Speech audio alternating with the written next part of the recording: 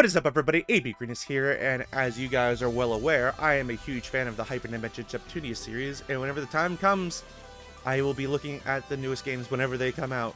And today is no exception, as today we are going to be taking a look at Neptunia Sisters vs. Sisters for the PC, also available on PS4/PS5. If you want to look at a comparison video between those two versions, that'll be up in the top right-hand corner right there if you just want to see a quick graphical comparison, and won't be too long. Anything special. This isn't going to be much of a review sort of thing. This is going to be like a first impressions type of thing. Instead of doing a full-fledged let's look at, I'm going to give you just a quick synopsis of like what I think about the game, because let me tell you, I have things I want to talk about out of the 3 to 4 hours that I put into the game so far. And if you want to see more footage of the game, I will be streaming this the day that it comes out, so you can see the first 4 or 5 hours of Neptunia Sisters vs. Sisters over on my Twitch page at twitch.tv/apgrenus. It'll be somewhere on the screen right around here.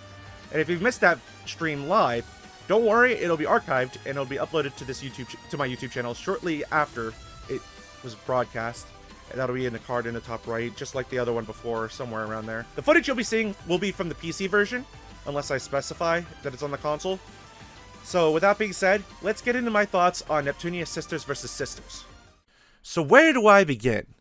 It's nice to know that there's English voices for the first time since Super Neptunia RPG back in 2019. It's been 4 years, and I don't count Reverse because Reverse is just reusing the cutscenes from Neptunia Rebirth 1 with some added dialogue options for Neptune during menu selections and stuff like that, so I don't really count that. Even though there is English voices, it's very lacking. I would have to say about my 4 hours that I've had, only about 20% of it was English voiced.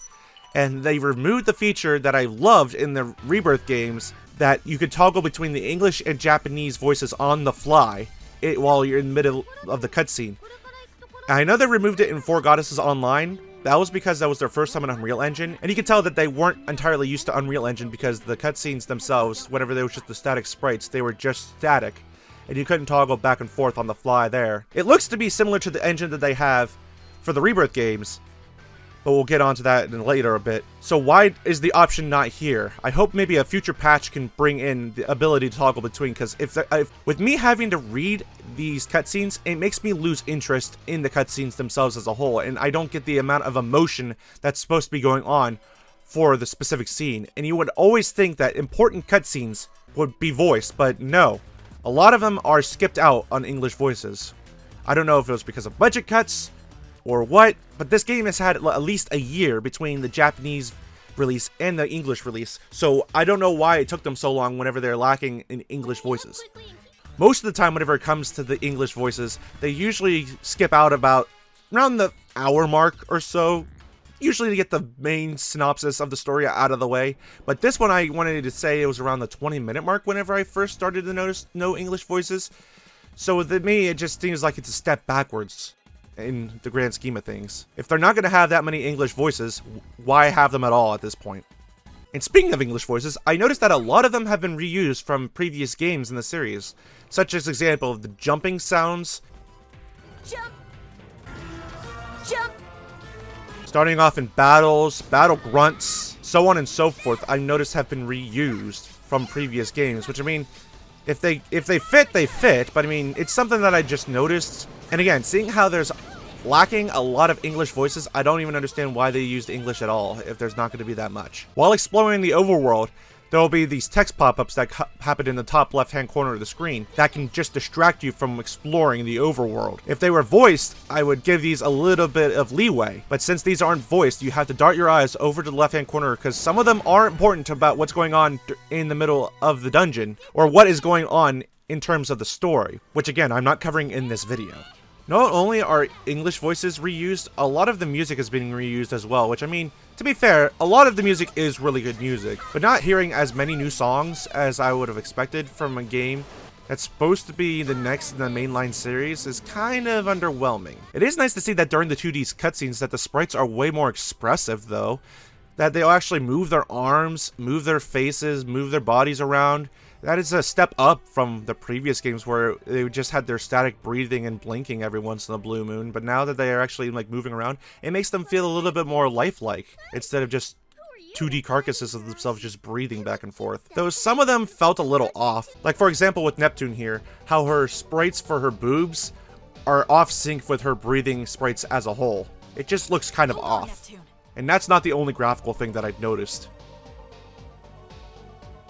I didn't think I would be running into the Sonic Frontiers issues anytime soon, but there is a good amount of texture pop in throughout the game, as you can see in this little clip here, as there's just a general small field around you where textures are in their low poly state, and then whenever you get close to them, and I mean really close to them, that they are in their high poly state. And for the record, I have this on high settings on PC, and it's nice to know that the PC version has an uncapped frame rate, but it is very lacking in graphical options that you can toggle back and forth. Just 3 presets.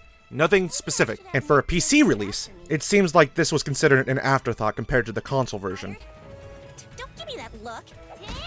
Now the million-dollar question.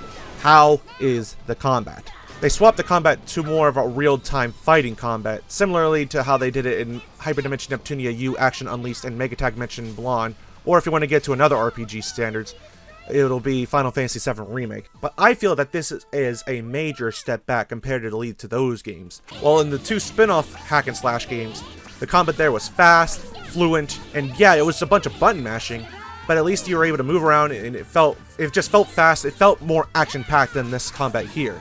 While the combat in this game, it's slow. You don't really have any combos. You just make your one combo in the settings menu before you fight. You just wait until your AP runs out till 0.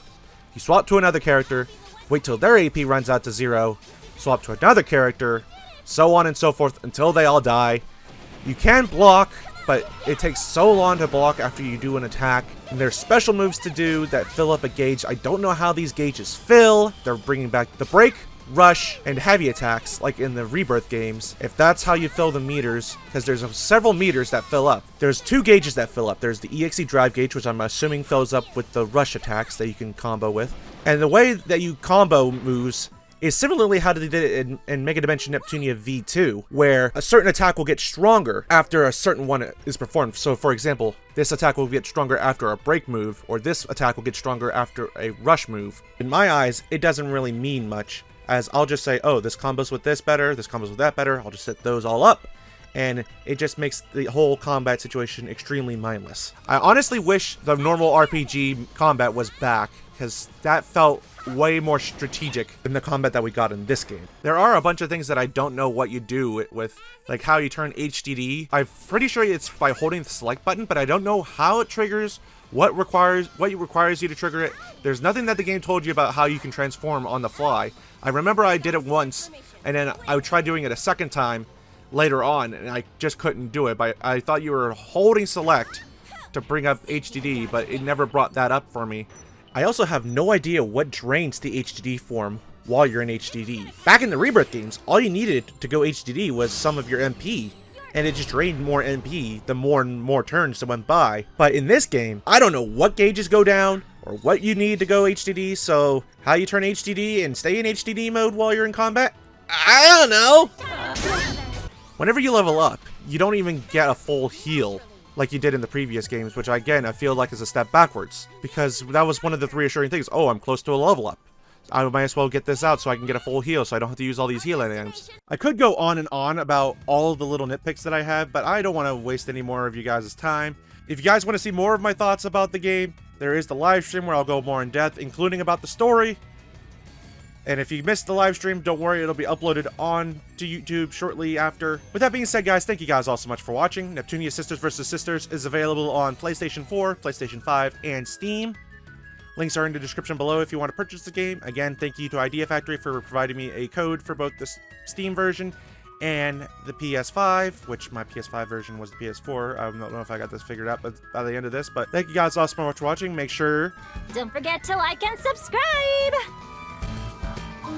I had to, I'm sorry. Please take care of yourself and each other. And as always, everybody, please don't forget to keep being freaking awesome.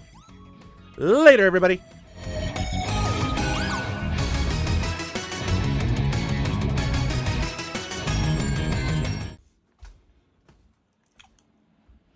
Can I help you? Are you gonna edit the video for me now? No, you're just gonna be at the end. Yeah, that's what I thought.